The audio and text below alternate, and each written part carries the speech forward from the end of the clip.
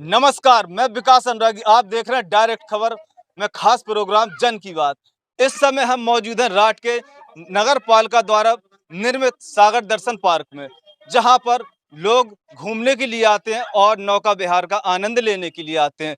हम भी यहाँ कुछ देखने के लिए आए थे कि आज मकर संक्रांति के अवसर पर क्या है नौका विहार का हाल। यहाँ हमें कुछ युवा मिले हैं और वो अपनी बात डायरेक्ट खबर के माध्यम से रख रहे हैं कि आगे 2022 के विधानसभा चुनाव में उनका क्या मत है, वो किसको मुख्यमंत्री देखना चाहते हैं। सर, क्या नाम है आपका?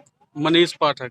मनीष पाठक। पाठक जी, ये बताइए कि 2022 में विधानसभा चुनाव है, जल्दी वोटिंग होगी, आप किसकी सरकार देखना चाहेंगे? योगी जी की। योगी जी की। तो आप योगी जी की सरकार देखना चाहते हैं, आप योगी जी की सरकार से सहमत हैं? जी। तो योगी जी के कुछ काम बताइए जो आपको बढ़िया लगे। योगी जी के ये किसान सम्मान निधि के पैसे मिल रहे हैं, क्योंकि हम गांव में कृषि से जुड़े हुए हैं, तो कृषि विकास में भी काफ़ी लाभ हुआ है और शिक्षा में भी लाभ हो रहा है, और जो अभी श्रम कार्ड बने हैं इनमें भी पैसे मिले हैं, इसलिए सहमत हूं। अच्छा, आपको कुछ मिला है लाभ, पर्सनल व्यक्तिगत?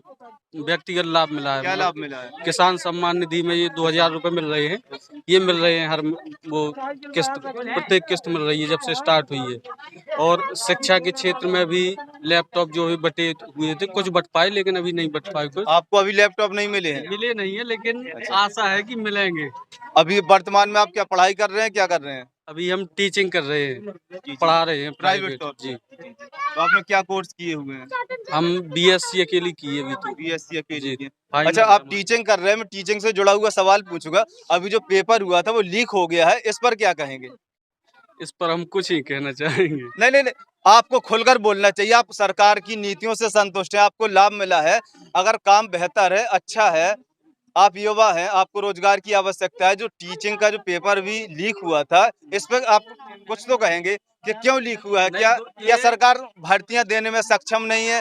किन के द्वारा लीक हुआ? क्या सुरक्षा, कैसी सुरक्षा थी? लीक कैसे हुआ? तो जैसे जो लीक हुआ था, जिसके द्वारा लीक हुआ था, उनका खुलासा भी तो हुआ है कुछ। ये सरकार की भी योजना हो सकती है, लेकिन इसमें हम कुछ ही कहेंगे, क्योंकि ये हमने फार्म भी नहीं डाला था, तो इसलिए हम इसमें। उसके बाद योगी जी ने कहा था कि 2 महीने के अंदर हम दोबारा से पेपर करवाएंगे, अभी कुछ नहीं हुआ है, इस पर क्या कहेंगे? इस पर ये कहेंगे कि सर, अब 2022 में जो अभी चुनाव है, अगर योगी जी आएंगे तो ये पक्का है कि रोजगार मिलेगा। इनको उम्मीद है कि 2022 में जो चुनाव होंगे, इन्हें उम्मीद है कि योगी जी दोबारा से परीक्षा कराएंगे। भैया, आपका क्या नाम है? ब्रजेंद्र कुमार। ब्रजेंद्र कुमार। ब्रजेंद्र जी, आप ये बताइए, आप युवा हैं, अभी वर्तमान में आप क्या कर रहे हैं? मैं बीएससी एग्रीकल्चर से ब्राह्मणानंद डिग्री कॉलेज में पढ़ रहा हूँ। तो भविष्य के लिए आपने क्या सोचा है? बीएससी करके क्या करेंगे? मैं बीएससी करके यही कोई खाद वगैरह, मतलब भंडार, बीज भंडार का कुछ कारोबार सोच रखा है मैंने। मतलब अपना अपना रोजगार करेंगे? हाँ। मतलब पढ़ाई जो कर रहे हैं अभी, क्या नौकरी की उम्मीद नहीं है? नहीं, नौकरी की उम्मीद भी है हमें। योगी जी से, मोदी जी से बहुत उम्मीद है, क्योंकि जो इनका कार्यकाल है, सबसे बड़ा इनका काम जो हमारे देश में, भारत देश में चल रहा था, ये गुंडा राज। सबसे मेन मुद्दा यही है कि गुंडा राज काफी हद तक समाप्त हो चुका है। गुंडा राज समाप्त हो चुका है। आपका क्या नाम है? पंकज सिंह। पंकज जी, ये बताइए कि राट के कुछ मुद्दे हैं जो वोट आप करेंगे, राट की समस्याओं को देखते हुए वोट करेंगे, या फिर राष्ट्रीय लेवल की पार्टियों को या राष्ट्रीय अध्यक्ष को देखकर वोट करेंगे? राट की समस्या, राट की समस्याओं को देखकर वोट करेंगे। तो आपके हिसाब से राट में क्या समस्याएं हैं? वो जो ये तो वो है कि जो समस्याएं आती रहती हैं और धीरे धीरे सभी समस्याओं का समाधान हो जाएगा। अच्छा, एक चीज बताइए कि यहाँ पर राठ में जैसे रेल नहीं है, आजादी के समय से रेल नहीं है, लोग परेशान होते, क्या राठ में रेल आना चाहिए? हाँ, आना चाहिए रेल रात में। आना चाहिए जी। जी। तो अब आप बताइए कि राठ में रेल की आवश्यकता है कि नहीं है? हाँ, है। बहुत ज्यादा है। काफी बार इस पर पुष्पन चंदेल जी ने भी काफी बार संसद में इसका आवाज उठाई नहीं, है। पुष्पेंद्र सिंह चंदेल ने तो यह भी कहा था कि हमने बजट पास करा दिया है। बराबर लोग उन्होंने फूल मालाएं भी पहनाई, उनका स्वागत भी किया, सांसद जी ने बजट पास करा दिया, लेकिन इसके बाद वहाँ अभी कुछ नहीं हुआ है। इस पर क्या कहेंगे? चल रहा है ये, देखो, छोटा मोटा काम तो ये है नहीं।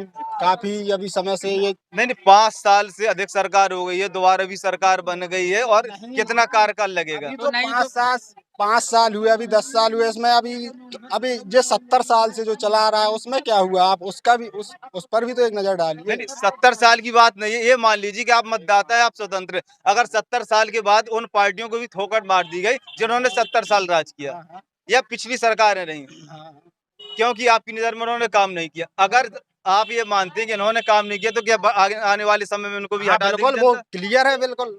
अच्छा, आप ये एक चीज बताइए, 2017 में जो चुनाव हुए थे विधानसभा के, उसमें अमित शाह जी रैली आए थे ब्रह्मानंद महाविद्यालय में।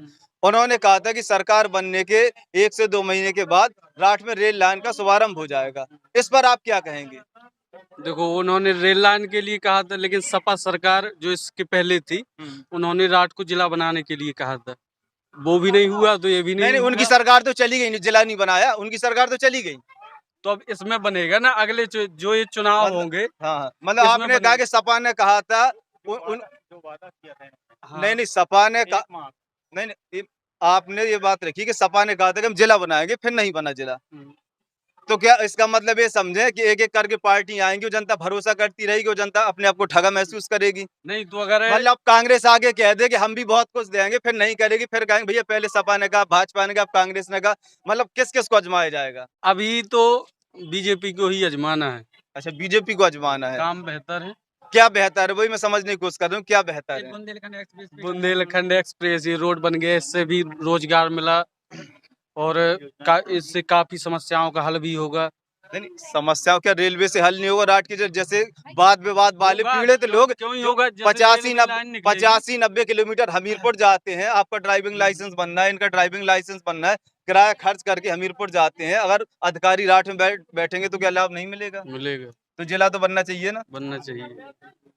तो इनका कहना है कि योगी सरकार काम बेहतर कर रही है, ये योगी जी की योजनाओं से संतुष्ट है, और आने वाले समय में ये योगी जी की सरकार को देखना चाहते हैं। अब हमारे साथ कुछ महिलाएं जुड़ी हुई हैं। अब हम बात उनसे महंगाई के लिए करेंगे कि उनकी जो महिलाएं होती हैं मूल रूप से घर गृहस्थी चलाती हैं, और जिम्मेदारी उनकी होती है घर गृहस्थी में। अब समझना चाहेंगे कि उनके पास क्या परेशानी आती हैं। हम आपसे जानना चाहेंगे कि महंगाई अभी है वर्तमान में कि सब कुछ बढ़िया चल रहा है? महंगाई तो है, कहीं कपड़ नहीं चल रहा है। महंगाई है अभी। मतलब किस तरीके से महिलाओं को गृहस्थी चलाने में परेशानी आती है? तो आती है परेशानी। अच्छा, सरकार द्वारा जो योजना चलाई जा रही है, सिलेंडर उज्ज्वला योजना मिली आपको? क्या सिलेंडर मिला? नहीं मिला है, और मकान का जो आवास वगैरह कुछ मिला? कुछ नहीं मिला है। कुछ नहीं मिला है।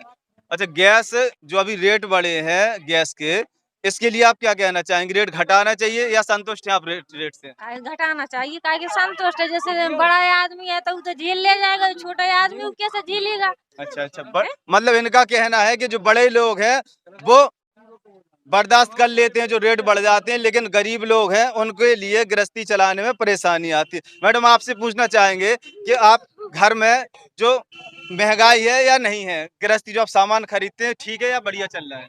महंगाई चल रही। महंगाई चल रही है। घर गृहस्थी चलाने में कैसी परेशानी आती है? इस दौर में परेशानी तो बढ़ती है। परेशानी बढ़ती है। तो मैडम कह रही हैं कि परेशानी बढ़ती। तो यहाँ पे जो महिलाओं ने बोला है वो कह रही हैं कि महंगाई है। तो हम मिलते हैं नए प्रोग्राम में नए लोगों के साथ। आप देखते रहिए डायरेक्ट खबर। मैं हूं विकास अनुरागी।